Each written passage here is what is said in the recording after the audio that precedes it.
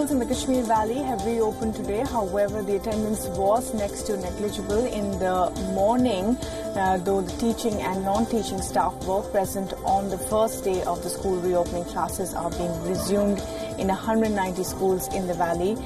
Curbs in Jammu and Kashmir have been easing out gradually. The situation is returning to normal after the government scrapped Article 370, taking away Jammu and Kashmir's special status on August 5th.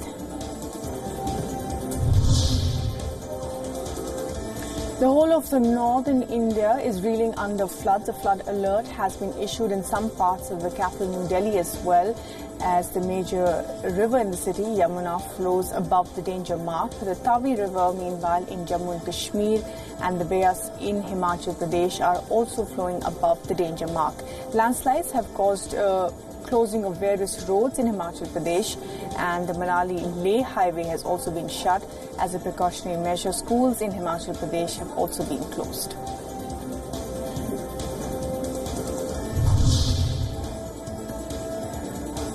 A car plowed into pedestrians in the southern Indian city of Bengaluru, injuring 4 people. The driver lost control of the vehicle and drove onto a pavement at the HSR layout. The accident occurred in front of a hotel on the 14th cross, 7th phase, at around 3 p.m. on Sunday. The driver has been taken into police custody. A case of reckless driving under the influence of alcohol has been registered.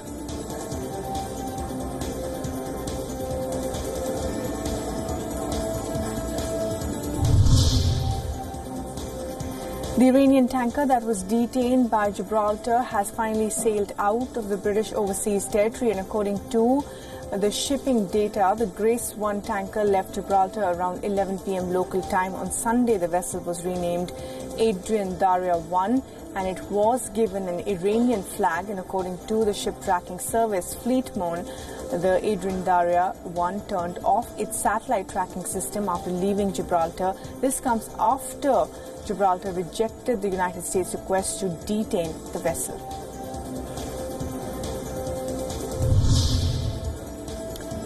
The US President Donald Trump has affirmed that he would retain Mike Pence as his running mate for the 2020 presidential campaign. Talking to journalists, Trump said that he was very happy with Mike Pence, who was outstanding as the vice president. Pence, a former governor of Indiana, was appointed as the vice president after Trump won the election in 2016.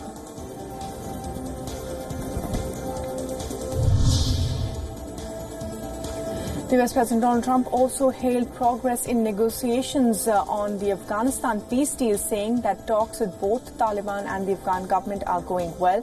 He said the US would seek to get troop levels below 13,000 but leave very significant intelligence capabilities behind. The Taliban has been fighting to expel foreign forces and re-establish the theocratic Islamic State since its ousting in October 2001. Both the U.S. negotiators and Taliban have reported progress after 8 rounds of talks since last year.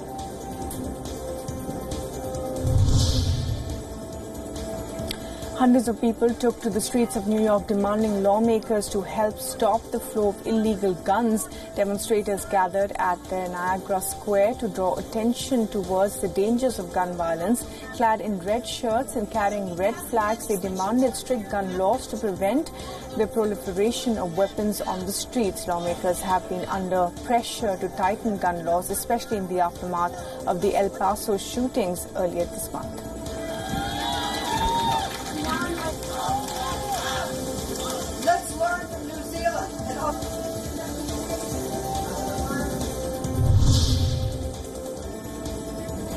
President Trump has denied the possibility of any business with the Chinese phone maker Huawei. Talking to journalists, Trump said that he did not want to do business since it was a national security issue. The statement comes in at a time when the U.S. Commerce Department is considering to extend Huawei's grace period in the United States.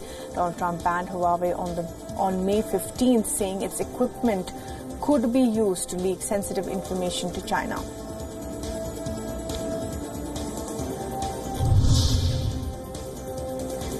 Trump also warned his Chinese counterpart Xi Jinping against reacting violently to the protests in Hong Kong, saying that could threaten a trade deal. Trump also drew parallels between the violent protests in Hong Kong and Beijing's suppression of pro-democracy protests in 1989. Trump's comments came as Washington and Beijing look to revive their talks aimed at ending their trade war.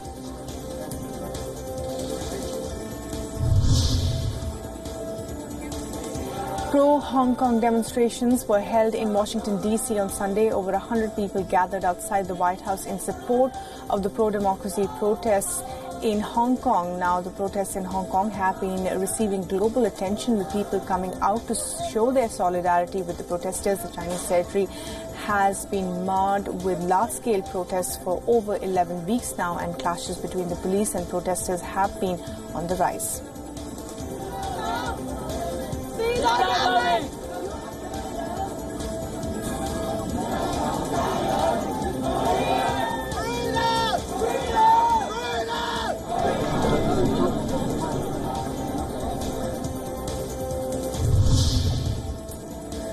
The Chinese embassy in Ottawa has warned Canada to stop meddling in China's internal affairs. This comes a day after Canada released a statement with the European Union saying that the right of peaceful assembly is enshrined in the basic law in Hong Kong. Relations between Canada and China are at their worst since the Tiananmen Square massacre in 1989.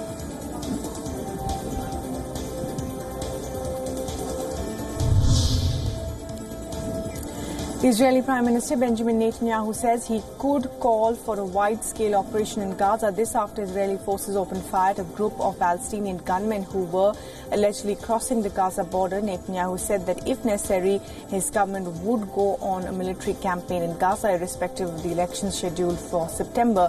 He reiterated that he will act in full cooperation with the security forces and do whatever is necessary for the security of Israel.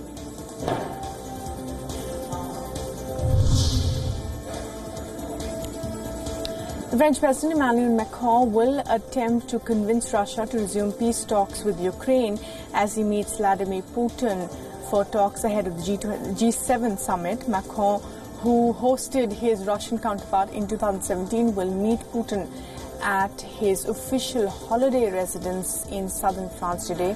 Conflict between the Ukrainian troops and Russian-backed forces has killed an estimated 13,000 people since 2014. A ceasefire deal brokered by France and Germany ended the major conflict in eastern Ukraine in 2015, though small-scale clashes still occur regularly.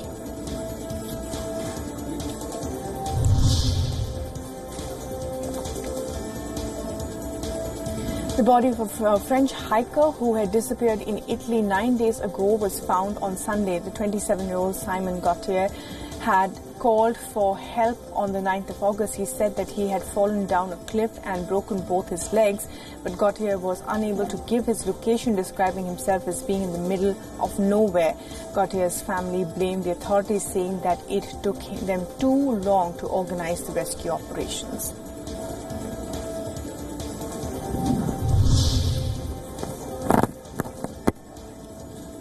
The second trial of Malaysian former Prime Minister Najib Razak linked to the multi-billion-dollar looting of a state investment fund has been delayed by a week to allow his first trial to end. The judge agreed to the postponement following the lawyer's appeal to allow Najib's first trial to end this week.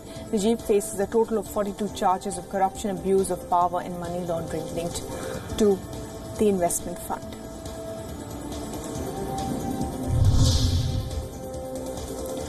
The UN High Commissioner for Refugees has appealed for more humanitarian aid for Venezuelan refugees pouring into neighboring countries. He has planned to visit the Brazilian border town of Pacaraima this weekend, but authorities advised him to cancel due to protests by residents. Locals are unhappy with the arrival of more than 500 Venezuelans in Brazil every day. And according to the UN Human Rights Commission, approximately 4.3 million Venezuelans have fled economic and political turmoil in their own country.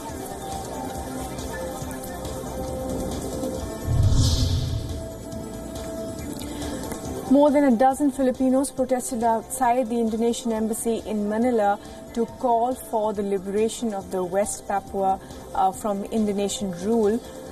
The group also called for the Indonesian government to be held accountable for the alleged human rights violations against the people. The Indonesian military has been accused of killing civilians and other serious human rights violations in Papua since it became part of Indonesia in 1960s. Long live international Papua! Free West Papua! Free West! Ang kanilang utang na dugo sa mga mamamayan ng West Papua. Napandaigdigang araw ng mga kapatid. At least 10 people have been killed after a fuel tanker exploded in western Uganda. And according to officials, the fuel truck caught fire after losing control and ramming into 3 cars. The tanker was on its way from Kenya to the Democratic Republic of Congo.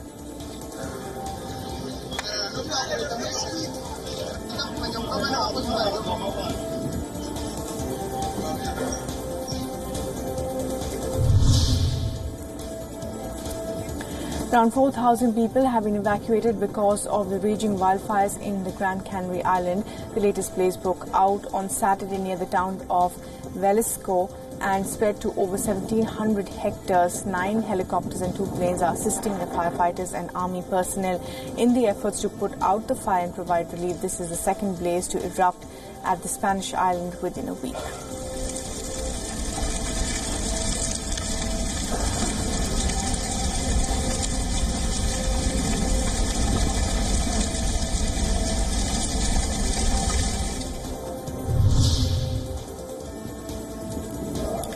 Many parts of Shanghai witnessed thunder, lightning and heavy rainfall. The Shanghai Met Department issued a yellow alert for the rainstorm. China has a 4-tier color-coded weather warning system with red representing the most severe, followed by orange and yellow as well as blue.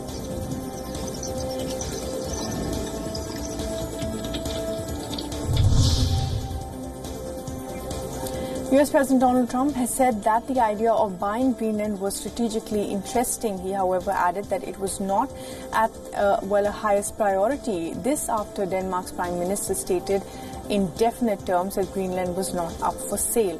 Greenland's Foreign Minister also said, and I quote, "We are open for business, but we are not up for sale." Talk of the Greenland purchase was first reported by the Wall Street Journal. The matter was later laughed off by some advisors but taken seriously by the White House.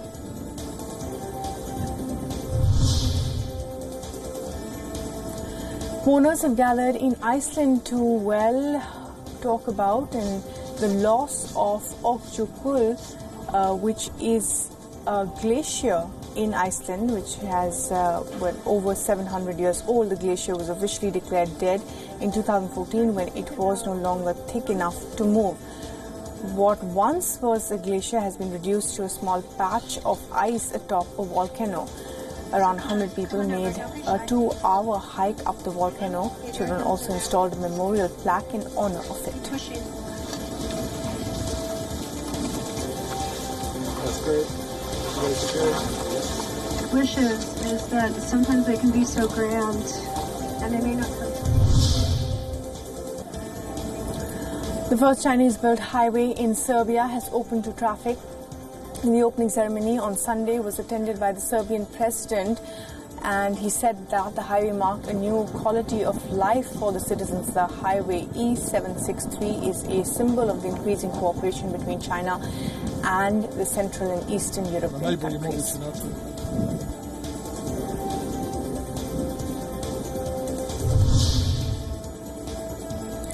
People in the Colombian city of Itagüí hauled mattresses and hammocks into the streets to mark the annual World Lazy Day.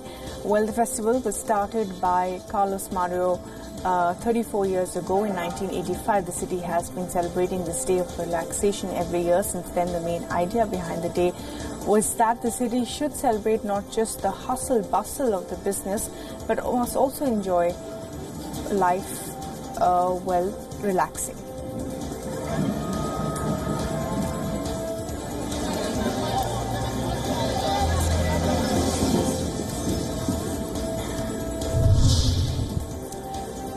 Hundreds of vintage cars set out across the Baltic states to mark the 30th anniversary of The human chain of more than 1 million people demanding independence from the Soviet Union, decorated with the Lithuanian, Latvian, Estonian national flags, some 200 cars set off from the central square in the Lithuanian capital in 1989. A human chain known as the Baltic Way linked Vilnius, Riga and Tallinn, marking the 50th anniversary of the Nazi-Soviet pact, which led to the Soviet occupation of the Baltics.